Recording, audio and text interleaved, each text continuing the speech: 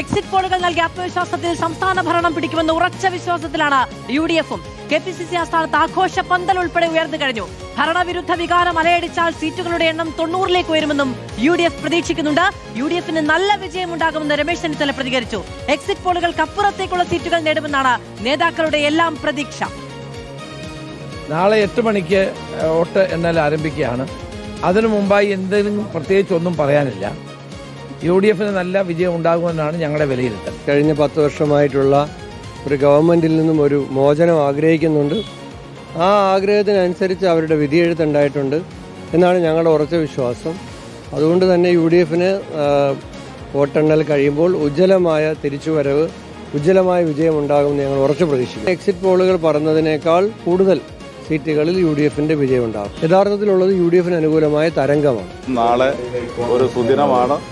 ഈ ഗവൺമെന്റിന്റെ ഭരണം അവസാനിപ്പിച്ചുകൊണ്ട് UDF ഗവൺമെന്റ് അധികാരത്തിൽ വരുന്നതിന് ജനങ്ങൾ നൽകുന്ന പിന്തുണ അത് എത്രത്തോളം വലുതാണ് എന്ന് നാളെ പ്രഖ്യാപിക്കുന്ന ദിവസമാണ്. ഞങ്ങൾ നേരത്തെ പറഞ്ഞു വന്നതാണ്, ഞങ്ങൾ ആവർത്തിച്ച് പറയുന്നു, നല്ല രീതിയിലുള്ള മുന്നേറ്റം കേരളത്തിൽ UDF-നുണ്ടാകും.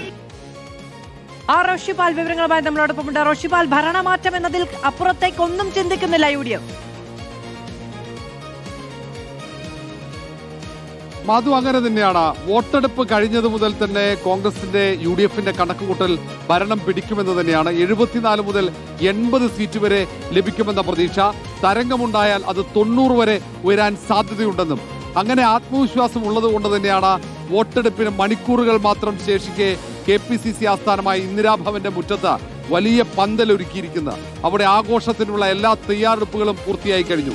നാളെ മധുരപലഹാര വിതരണം, പായസ വിതരണമടക്കം നടത്താനുള്ള തീരുമാനം കോൺഗ്രസ് നേതൃത്വം എടുത്തു കഴിഞ്ഞു.